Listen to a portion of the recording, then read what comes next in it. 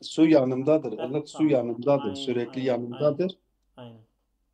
Tamam hocam, hazırız. El faslul evvel. Değil mi? Hop. Hı. Euzu billahi El merhaletu mineşşeytanirracim. salise. Hı hı. Bismillahirrahmanirrahim. Hı. Elhamdülillahi Rabbil alemin. Ve salatu ve selamu ala seyyidina ve nebiyyina Ebu'l Kasım'il Mustafa Muhammed ve alihi teyyibine tahirin ve ashabihil muntecebin. Tamam. Hop. Biz kaçtı? Merhale-i salise geldik. Aynen. Her merhaletu salisetu fi inkisamil vücudi ila ma fi nefsihi ve ma fi gayrihi. Hı hı. Bu Mulla Sedra'nın en önemli Hı. Mulla Sedra'nın oluşturmuş olduğu felsefenin yani hikmet-i mutaaliyenin en önemli Hı. ilkelerinden ikincisidir diyebiliriz. Hı hı. Çünkü Mulla Sedra kendi felsefesini esaletül vücut üzerine bina etmiş. Hı. Mahiyet mahiyet karşısında esalet vücudundur. Hı. Ve esalet-i vücut Mulla Sedra'nın felsefesini şekillendiren bir ilkedir. Hı. Siz esaletül vücudu Mulla Sedra'nın felsefesinden yani hikmet-i mutaaliye'den alırsanız hikmet-i mutaaliye diye bir şey kalmıyor. Bunun devamında Mulla Sedra'nın keşfiyatlarından yani keşfiyat şöyle diyelim keşfiyattır. Bu daha önceden bu konudan konuşulmamış, bu konudan bahsedilmemiş anlamında değil. Kendi düşünceleri için ilke haline getirmek açısından söylüyorum. Esaletül vücut da öyledir. Yani vücut konusunu da Mulla Sedra'dan önce konuşulmuştu.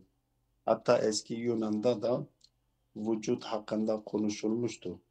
Ama bir ilke haline getirip düşünce sistemini bu ilke üzerine bina etmek Mulla Sedra'ya aittir. Bu vücud-i rabit meselesi de burada şimdi bugün vücud-i rabit. Şimdi vücudu farklı yönlerle kısımlandırıyorlar. Mesela diyelim ki vücut biri illettir, me'lul şeklinde kısımlandırıyoruz. Vacip, mümkün şeklinde de kısımlandırıyoruz. Mulla Sedra gelmiş burada vücudu farklı bir yönle kısımlandırıyor. Üç kategoride değerlendiriyor. Vücudun fi nefsihi, vücudun fi nefsihi li gayrihi, vücudun fi gayrihi. Üç çeşit varlık, çeşit vücuttan bahsediyor. Ve bu Mulla Sedra'dan önce illet ile me'lul arasındaki ilişkiyi vücud-i rabiti şeklinde algılıyorlardı. İllet ile me'lul arasındaki ilişkiyi illet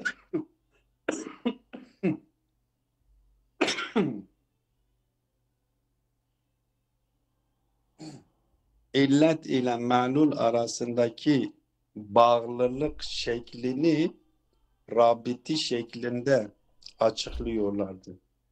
Mulla Sedra illetle me'lul arasındaki ilişkiyi rabiti değil rabit şeklinde açıklıyor. Onun için Mulla Sedra'nın bu vücud-i rabit Mulla Sedra'nın felsefesinde çok önemlidir. Hatta bazıları şöyle bunun önemini açıklarken şöyle demişlerdir. Felsefecilerle kelamcılar arasında büyük bir ihtilaf vardır bağlamında. Vücudun kesir ya vahid olduğu noktasında. biliyorsunuz ki irfanda vahdet-i şahsi ya vahdet-i vücut meselesi. Elbette vahdet-i vücutla ve vahdet-i şahsiyi bunlar farklı anlatıyorlar. Ya birbirinden farklı olduklarını söylüyorlar. Ama her halükarda şimdi biz irfandaki vahdet-i vücut ya vahdet-i şekli, vahdet-i şahsi meselesi varlıklardaki kesreti adeta tecelliye, tezahüre indirgeliyorlar. Kesreti kabul etmiyor. Vahdetin varlık alemine hakim olduğunu kabul ediyor. Felsefeciler de ariflere karşı diyorlar ki yok, çokluk bedihidir. Yani varlık aleminde çokluğun var olduğu açıktır, bedihidir, vicdanidir. Biz çokluğu görüyoruz. Bu ihtilaf felsefecilerle arifler arasında bu ihtilaf tarih süreci içerisinde olmuş, devam ede gelmiştir. Mulla Sedra bu vücud-i rabit üzerinden ariflerle felsefeciler arasında ihtilaflı olan bu konuya bir çözüm sunuyor. Yani ne? Felsefecilerin söylemiş olduğu rabiti şeklinde vücut söz konusudur. Ne de ariflerin söylemiş olduğu şekilde vacibül vücut dışında vücut söz konusu değildir düşünceleri doğrudur. Yani her ikisinin ortasını bulmaya çalışıyor. Hele bunda başarılı olmuş mu olmamış mı ayrı bir mesele. Ama her halükarda kendisi çalışmış, bu ikisinin arasını bulmaya çalışmış. Ki vücud-i rabit üzerinden, vücud-i rabiti değil, vücud-i rabit üzerinden bunu açıklamaya çalışmıştır. Onun için bu vücud-i rabiti bugünkü konu bu açıdan değerlendirdiğimiz zaman çok önemlidir. Dolayısıyla Mulla Sedra ilk önce geliyor bu vücud-u rabiti açıklamak için vücud-u rabitten kast ettiği şeyin ne olduğunu açıklamak için kendisi ilk önce vücudun 3 kısım olduğunu iddia ediyor. Zihinsel olarak da felsefi olarak da tahlil ettiğimiz zaman bu 3 kısım vücudun tasavvur edilmesi mümkündür. 1. Vücudun fi nefsihidir. 2. Vücudun fi gayrihidir. 3. Vücudun li gayrihidir. Gerçi buradan kendisi zaten ibare üzerinden okuyacağız. Kendisi ilk önce diyor ki vücut ma fi nefsihi ve ma fi gayrihidir. Bu vücudun ma fi nefsihi li nefsihi ve li gayrihidir. Öyleyse vücudun fi nefsihi 2 kısımdır. Ya li nefsihidir ya li gayrihidir. Ama vücudun fi gayrihi artık ayrı bir vücuttur. Şimdi bunu biraz ben açıklayayım. Bundan ne kastettiğini, ondan sonra konuyu metin üzerinden açıklayalım.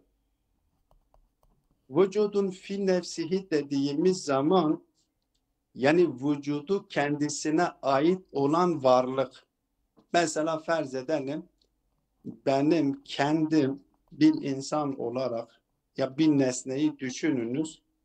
O nesnenin vücudu kendisine aittir. Mesela ben diyelim dışarıdan ben şey yapıyorum, sayıyorum. Varlıkları sayıyorum.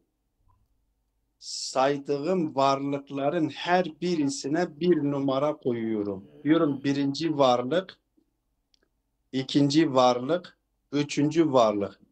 Eğer kendisine numara koyabiliyor isem onun vücudu kendisine ait ve varlıkların sayı alanına girdiğini kabul etmiş oluyorum. Birinci varlık, ikinci varlık, üçüncü varlık, dördüncü. birinci varlığın varlığı kendisine aittir. İkinci, üçüncü, dördüncü varlıklara ait değildir. İkinci varlığın kendisine aittir. Birinci, üçüncü, dördüncü, beşincilere ait değildir. Üçüncünün varlığı da kendisine aittir. Zaten eğer kendisine ait olmamış olsaydı ben kendisine bir sayı koymazdı. Sayı koyuyorsam öyleyse bu sayılıdır. Varlığı kendisine aittir ki ben diyorum ki birinci varlık, ikinci varlık, üçüncü varlık. Vücudu bu şekilde olan varlığı bu nitelikte olanlara vücudun fi nefsihi deniliyor. Bunun en bariz örneği vücud-i bari Teala'dır. Vücud-i bari Teala'nın vücudun fi nefsihidir. Bu vücudun fi nefsihi, li nefsihi olması tamamıyla örneği Zat-ı Bari Teala'dır. Li nefsihidir. Yani başkasında değildir. Ama bir vücut da vardır. Vücudun fi nefsihidir. Vücudu kendisine aittir. Ama müstakil değildir. Bağımsız değildir. Li gayrihidir. Yani başkasıyla vardır. Bütün arezler bu cinstendir. Arez olarak kabul ettiğimiz varlıkların tamamı cevher olarak kabul ettiklerimiz şimdilik yani konu anlaşılsın diye bu cevherle arez üzerinden gidiyoruz. Cevher olarak çünkü cevher için getirmiş oldukları tarif bunu gerektiriyor ki o cevher şeklindeki varlık hem fi nefsihidir yani varlığı kendisine aittir ve hem fi nefsihidir yani başkasında değildir. Ama arezlerin varlığı ise Özür dilerim. Fi nefsihidir. Ben bunu tamamlayayım, özür dilerim. Bunu tamamlayayım, sizi dinliyorum. Yok, sizin kelimesini siz iki defa fi nefsihi dediniz. Sanki birinci fi nefsi, ikincisi li nefsihi Ben olması. getiriyorum, ikinciyi söylemedim. Daha söylüyorum zaten. Pardon, özür dilerim. Vücudun fi nefsihi, li nefsihi cevherler için kullanılır. Cevher türünden olanlar için kullanabiliriz. Şimdi örnek olarak bunu veriyoruz ki cevher çünkü müstakildir. Hem vücudun fi nefsihidir, yani varlığı kendisine aittir ve hem li nefsihidir, kendisinde vardır, başkasında değildir.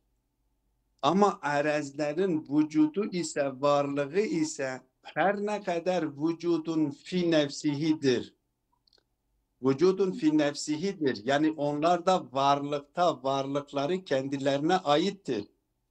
Ama varlıkların müstakil olmadığı için diyoruz ki vücudun li gayrihidir. Vücudun li gayrihidir. Yani başkasında varlıkları kendilerine aittir. Ama bağımlıdır, müstakil değildir, bağımsız değildir. Bu ikisinin özelliği fi nefsihi olmatıdır. Birisi müstakildir, birisi de gayrimüstakildir, bağımlıdır. Şimdi Mulla Sadre'ye kadar varlıkların tamamı bu iki kategoride değerlendirmişlerdi. Bir kısmını vücudun fi nefsihi, li nefsihi olarak kabul etmişlerdi. Cevher alanına giren varlıkların hepsi böyledir. Bir de vücudun fi nefsihi li gayrihidir. Her ne kadar vücutları kendilerine ait ise de ama vücutları başkasındadır. Mesela farz edelim beyazlığı düşününüz. Kar için beyazlığı düşününüz. Kar beyazdır. Karın vücudu li nefsihidir. Ama karın beyazlığı da bak hem diyorum kar, dikkat edin, kar sözcüğünün ifade etmiş olduğu manayı karşılayan dışarıda bir gerçeklik vardır. Biz ona o kardır. Onun vücudun fi nefsihidir. beyaz sözcüğünün ifade etmiş olduğu, yani benim zihnimde iki tane mefhum vardır.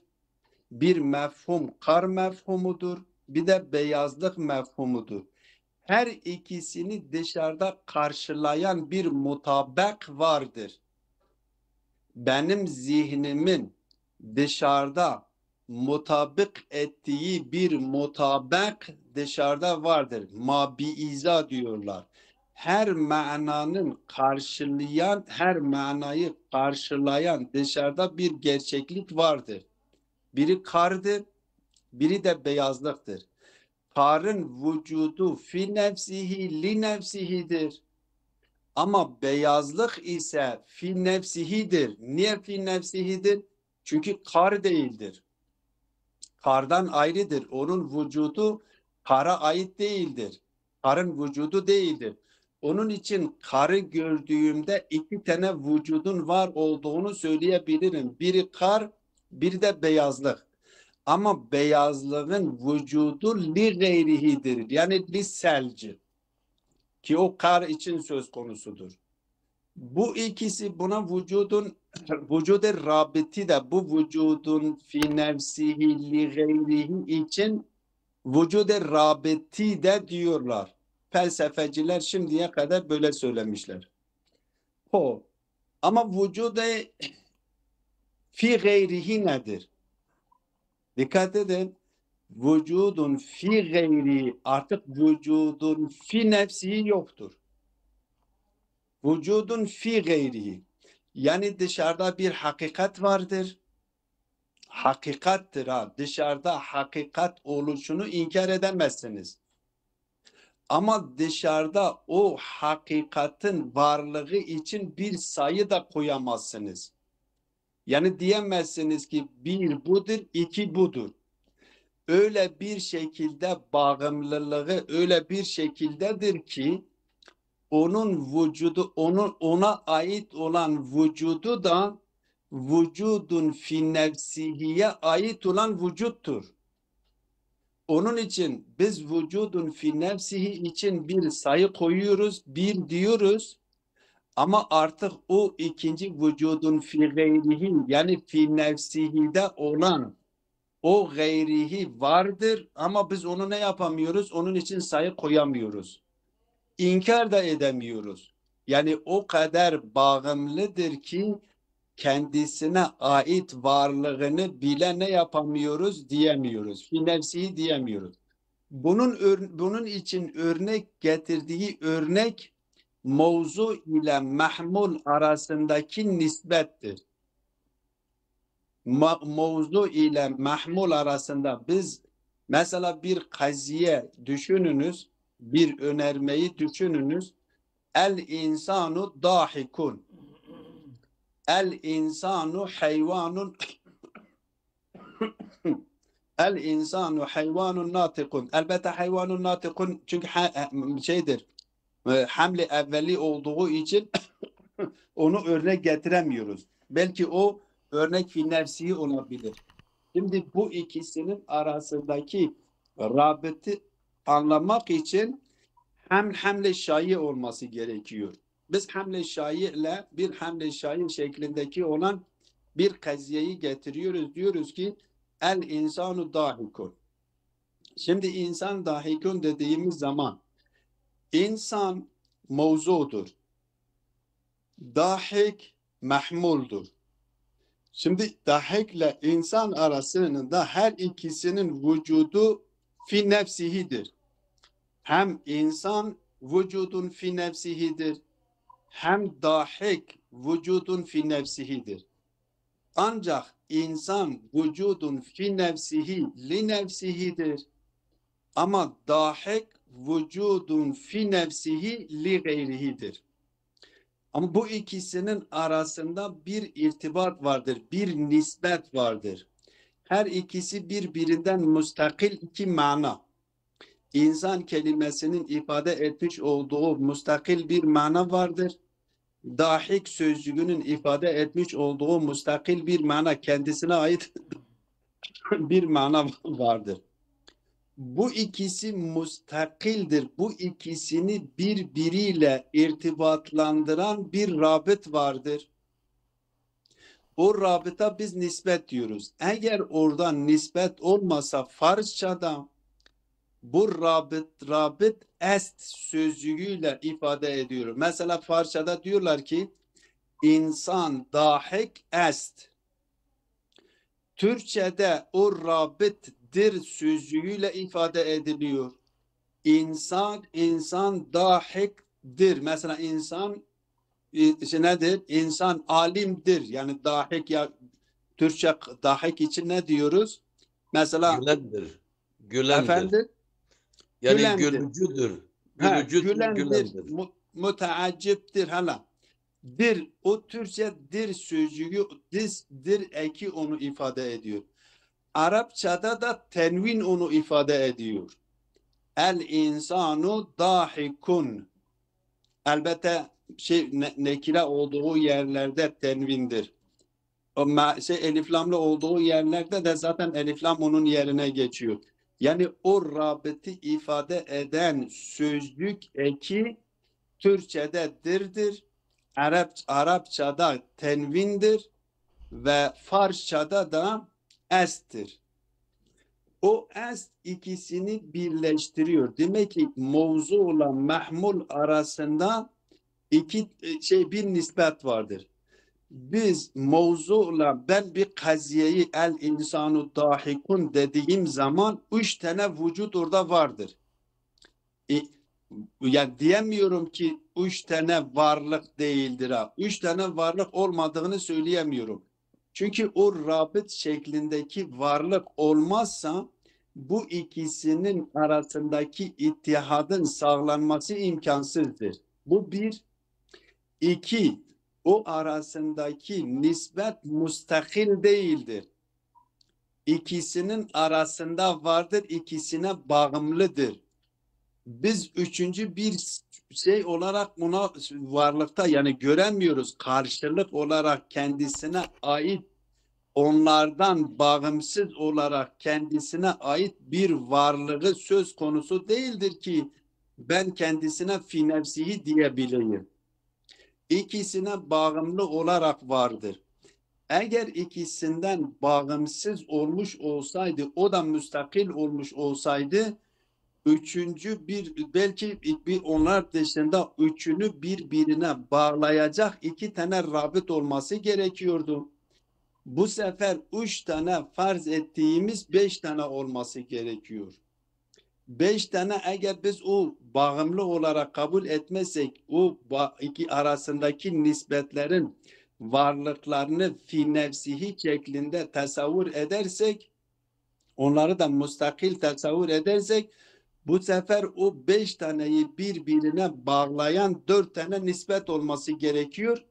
4 tane o 5 tane saydığımız 9 tane olması gerekiyor.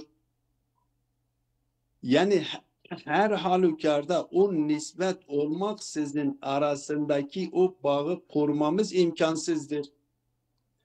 Dolayısıyla ikisinin arasında var olan fi nefsihi değildir. Belki o nisbetin vücudun fi gayrihidir. Vücudun fi nefsihi boyutu yoktur. Buna vücud-i rabıt deniliyor. Mulla Sadra bu vücud-i Rab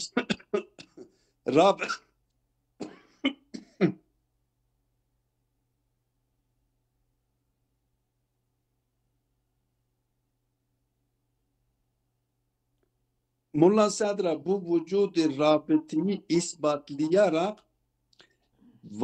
illetle ma'lul arasındaki rabıtayı bu şekilde değerlendiriyor. Vücud-i rabıt şeklinde değerlendiriyor. Eğer biz dolayısıyla bu netice alıyoruz. Diyor eğer biz varlıklardaki illetin aslı Zat-ı Bari Teala'yı kabul edersek Zat-ı Bari Teala dışındaki bütün varlıklar da ma'luldur.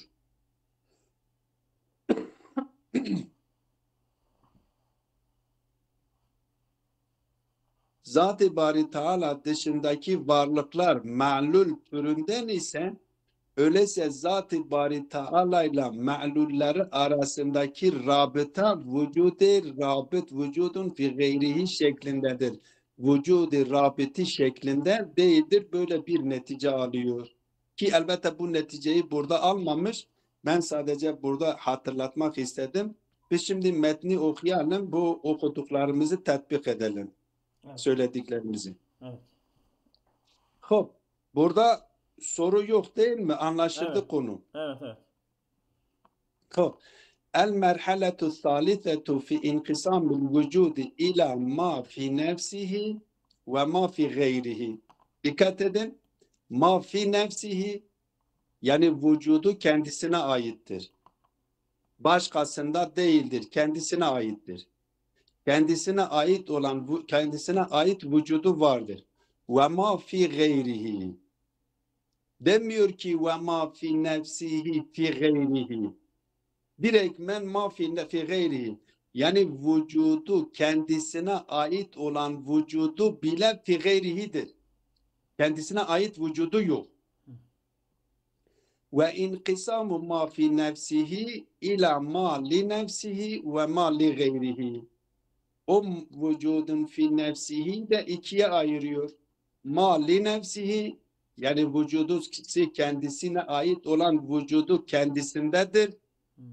Ve ma li gayrihi vücudu kendisine ait olan vücudu da başkasındadır. Buna da rabiti diyorlar. Rabit değil.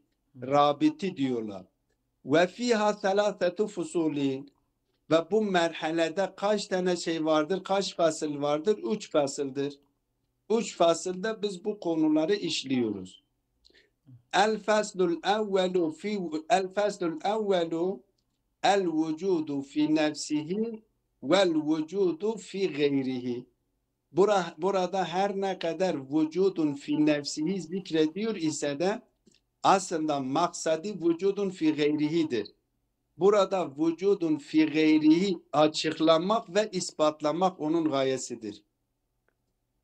Minel vücudi ma huve fi gayrihi. Geliyor bunun üzerinde duruyor. Minel vücudi ma huve fi gayrihi. Yani bir vücut türü vardır. Bu vücut türünün vücudu da fi gayrihidir. Ve minhu hilafuhu. Bir tanesi de hilafıdır ki o mustakil dediğimiz fi li gayrihidir. Ya fi nefsihidir. Li gayrihi ya fi gayrihi ya fi li gayrihi şeklinde de açıklayabiliyor. Ve zalike enne bu nasıl oluyordur diyor. Ve zalike enne iza e'teberna el kazaya es sadıka.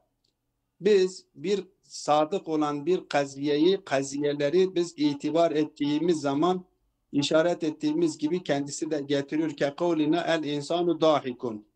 İnsan dahiktir. Bu el insanu bu kaziye sadıktır. Bu böyle bütün sadık olan kaziyelerin hepsi öyledir. El insanu dahikun, el insanu alimun, el insanu kadirun. Artık müsbet, sadık kaziye, müsbet ve sadık olan kaziyelerin tamamı böyledir. Diyor ki biz bu kaziye, sadık olan kaziyeleri itibar ettiğimiz zaman vecedna fiha vera'el mevdu'i vel mahmuli emren ahire. Mevzu ile mahmulun ötesinde üçüncü bir şeyin var olduğunu buluyoruz, derk ediyoruz, hissediyoruz, anlıyoruz. Bihi yertebitu ve yettasilu ba'duhuma ila ba'din. Bu arasındaki bu ikisinin mevzu ile mahmulun ötesinde olanla bu mevzu ile mahmul birbiriyle irtibatlandırılır ve birbiriyle muttasıl kılınır. Birbirleriyle bağları koruluyor. Leyse yucedu ida u'tubirel mevdu'u vahdehu velel mahmulu vahdehu. Ama biz mevzuu yalnız tasavvur ettiğimiz zaman yani kaziye şeklinde değil, mahmulu yalnız tasavvur ettiğimiz zaman veya mevzuu yalnız tasavvur ettiğimiz zaman, itibar ettiğimiz zaman böyle bir şey söz konusu değildir. mahmul şeklinde, kaziye şeklinde mevzu olan mahmulu bir araya getirdiğimiz zaman orada var olduğunu hissettiğimizi mevzuyla mahmulu birbirinden ayrı olarak itibar ettiğimiz zaman birbirinden ayrı olarak tasavvur ettiğimiz zaman öyle bir şey var olduğunu hissetmiyoruz. وَلَا اِذَا اُعْتُبِرَ كُلُّ مِنْهُمَا مَعَ غَيْرِ الْآخَرِ Yani başka birisiyle de bunu tasavvur, itibar ettiğimiz zaman da öyle bir şey söz konusu değildir. Elbette hatta o da müstakil olursa. Mesela diyelim ki biz mevzu insandır. Mahmul dahiktir. Veya diyelim ki mesela farz edelim başka alim getirip buna ekleyelim. Ya kadir buna ekleyelim. Böyle bir şey söz konusu değildir. وَلَا اِذَا اُعْتُبِرَ كُلُّ مِنْهُمَا مَعَ غَيْرِ الْآخَرِ بَلِ فَلَهُ وُجُودٌ İbarede orada sizinki de öyle midir? Evet. Felehu vücudun. Evet. Sonra noktalı virgül var. Evet. Bir saniye ben diğer şeyi açam. Burada sanki bir şey oldu. Bir muğlaklık görülüyorsa. Evet ben orada فَلَهُ vücud. Evet diyor ki اِذَا اُعْتُبِرَ الْمَوْضُعُ وَحْدَهُ وَلَا الْمَحْمُولُ وَحْدَهُ وَلَا اِذَا اُعْتُبِرَ كُلُّ مِنْهُمَا مَعَ غَيْرِ الْآخَرِ فَلَهُ وُجُودٌ اِذَا اُعْتُبِرَ الْمَوْضُعُ وَحْدَهُ وَلَا الْمَحْمُولُ وَحْدَهُ وَلَا اِذَا اُعْتُبِرَ كُلُّ مِنْهُمَا مَعَ غَيْرِ الْآخَرِ فَلَهُ وُجُودٌ Şöyle diyor hocam. Evet. Şerhte diyor ve hakeza yani ikinci şey orada kafamıza takılan nokta ve la iza u'tubira kullu mina ma'a gayril ahari iza u'tubira ama iza tasawwara kullu minel mahmuli vel mevdu'i ma'a gayril ahari kema لو تصورنا مفهوم الإنسان مع الحجر أو ضاحك مع الشجر. Doğrudur. Yani o anlaşılıyor. O Evet. felehu vücut nereye yapılıyor orada takıldı. Yani biz mesela diyelim ki kaziyeyi oluşturduk. Mevzu insandır. Mahmul dahiktir. Bunları ayrı ayrı düşünelim. Tek tek başına. İnsan, hayvan, hacer, dahik yani bunları bir ekleyelim. Bunları ne kadar eklesek birbirleriyle eklesek bu kaziye şekline yapmadığımız sürece böyle bir o üçüncü yani o rabıtın var olduğunu hissetmiyoruz. Ama kaziye şeklinde biz bunları düşündüğümüz zaman el insanu dahikun dediğimiz zaman mevzuyla mahmul dışında üçüncü bir şeyin var olduğunu bunu hissediyoruz. Üçüncü bir varlık ki ne mahmuldur ne mevzudur ve mahmulla mevzutan da ayrı da değildir. Diyor ki burada biz bunu tek başına düşündüğümüz zaman böyle bir şey söz konusu değildir. وَلَا اِذَا اُعْتُبِرَ كُلُّ مِنْهُمَا مَعَ غَيْرِ الْآخَرِ فَلَهُ وُجُودٌ Üstaz, keke Mela Murad.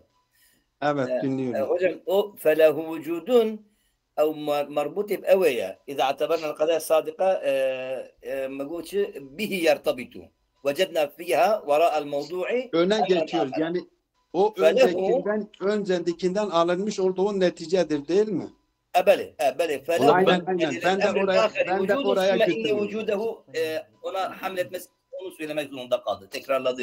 Aynen. Tamam. Yani o her halükarda diyor ki biz bu hamil şekilde yaptığımız zaman tasavvur ettiğimiz zaman felehu vücudun. Bele. Evet. Yani o zaman o la yani felehu vücudun ve la yani onun üçüncü vücudu yoktur anlamında. Yo niye? Yok. Onalik ennehu izâ Çünkü- yatakarna o izâ birinci izanın cevabıdır ha. Benim Siz Çünkü tekrarıdır yani. Tekittir. Tekit. bak özür- şimdi söyle özür- devamı özür öyle diliyorum. gösteriyor. Şöyle Hocalarım. düşününüz. Şöyle düşününüz. Leyse yucedu iza utubirel mevdu'u vahdehu ve lel mahmulu vahdehu ve la iza utubire kullu minhuma ma'a gayril ahar. Bunu parantez içinde alın. Beni. Bunu beni. parantez içinde alın. Aynen. Felehu, o zaman diyor ki iza enna iza teberna kadaya sadıka kadaya sadıka ke kavlina el insanu dahid felehu vücudun. Beni. Ha, şimdi oldu ha. Şimdi oldu. Tamam. Felehu vücudun oraya gidiyor. Tamam. Tamam. Tamam. Aynen öyle. Hop. Devam ediyoruz. ثم إن وجوده ليس ثالثا لهما واقعان واقعا بينهما مستقلا عنهما. Evet, biz mevzuyla mahmulun ötesinde bir varlığın var olduğunu biliyoruz. Felehu vücudundur. Ancak onun vücudu üçüncü bir vücut, onlar için üçüncü bir vücut da diyemiyoruz gerçek itibariyle. Evet. Sonra inne vücudehu, bu mahmulla mevzu ötesindeki olan varlığın vücudu leyse talithen lehuma vaki'an beynehuma mustakillen anhuma. İkisinin arasında, onlardan mustakil olarak arasında gerçekleşmiş olan bir vücudu da yoktur. Öyle bir şey, mustakil bir vücudu da yoktur. Niye? Çünkü diyor ve illa, eğer onun için mustakil bir vücut kabul edersek, yani o da mevzu olan mahmul gibi, mevzu ve mahmuldan ayrı bir vücudun fi nefsihi şeklinde olursa ihtaca ila rabiteyni ahireyni yurbitanihi bit tarafeyni. O zaman iki tane rabite ihtiyaç duyuluyor ve o üçüncüde arada yer almış olanını, ondan bir tanesi ondan öncekiyle onu irtibatlandırır, bir tanesi de ondan sonrakiyle onu irtibatlandırır. Yani iki tarafla onu irtibatlandırması gereken iki rabit olması gerekiyor. Fekanel mafrudu selâseten hamseten. Biz üç olarak farz ettiğimiz kaç tane olmuş oldu? 5 tane olmuş oldu. Bu sefer o rabitleri da aynı şekilde soru soruluyor. Onlar da o ikisinin arasında farz edelim. Biz mevzu'a A ismini taktık. Mahmula B ismini taktık. Ve bu ikisini birbiriyle irtibatlandıran nispet içinde aralarında müstakil bir varlığını kabul edersek onu da D takıyoruz. Hop. Öyleyse iki tane rabit olacak. Bu üçünü birbiriyle irtibatlandıracak. O iki tane rabit öyle hem bir taraftan o D'yi A'yla irtibatlandıracak. Bir taraftan D'yi B ile irtibatlandıracak. Bu sefer bu rabit olarak kabul ettiğimiz ikisini D'yi ikisiyle irtibatlandıran onların da müstakil midir değil midir? Eğer müstakildir desek zaten bizim maksadımız hasıl olmuştur. Müstakil değildir dersek, yani kendisine ait, onlara bağımsız olarak kendisine ait varlığı yoktur. Onlara bağımlı olarak vardır. O zaman biz kendi maksadımıza ulaşmış olduk ve kendisi vücudu rabıtı ispatlamış olduk. Yok, eğer onların da müstakil olduğunu kabul edersek o zaman o 5 taneyi birbiriyle irtibatlandıran 4 tane olması gerekiyor. Ve halume cerre diyor ki thummel hamsetu tis'aten ve halume cerra. Siz onu müstakil olarak kabul ettiğiniz sürece sonsuza kadar teselsül olarak gitmek zorundasınız. Teselsülle batıl olduğuna göre bir noktada o bağlayanını müstakil kabul etmemek zorundasınız. Yoksa batıl bu da batıl olduğuna, bu teselsül batıldır. Fevvücuduhu öyleyse bu batıl ise, teselsül batıl ise fevvücuduhu kaimun bit tarafeyni mevcudun fihima gayru haricin minhuma. Öyleyse onun vücudu kaimun bit tarafeyndir. Mevzu ve mahmule bağımlıdır. Mevcudun fihima ikisinde mevcuttur. O gayru haricin minhuma onların dışında değildir. Ve la mustakillun bi vecihin anhuma. Hiçbir şekilde onlardan mustakil değildir. Ve la ma'nen lehu mustakillen bil mefhumiyeti. Mefhumi olarak mustakil bir manası da yoktur. Ve nusemmihi biz bu şekilde var olan vücuda ne diyoruz? El vücudur rabit. Biz buna vücude rabit diyor. Ve ma kana bi hilafihi ke vücudil mevzu'i vel mahmuli. Ama bunun dışındaki vücudu bunun gibi olmayanların vücuduna mevzu ve mahmul gibi ve huvellezî lehu ma'nen mustakillun bil mefhumiyye. Yani mustakil bir mefhumu vardır. Biz dikkat edin, zihnimizde bir mefhum şekilleniyor. Mustakil mefhum, mesela insan mefhumuyla dahik mefhumu birbirinden ayrıdır, mustakildir. Buna da ne diyoruz? Nusemmihi'l vücudel mahmuliyye. Buna da vücud-i mahmuli vel vücudel mustakil, vücud-i mustakil olarak isimlendiriyoruz. Fe'izen öyleyse el vücudu munkasimun ila mustakillin ve rabiti. Öyleyse vücut nedir? Bir mustakil vücut vardır, bir de rabit vardır. Ve huvel matlub. Bizim arkasında olduğumuz ispatlamak istediğimiz şey de budur. Öyleyse netice alıyoruz. Vücudun fi nefsihi ve vücudun fi gayrihi.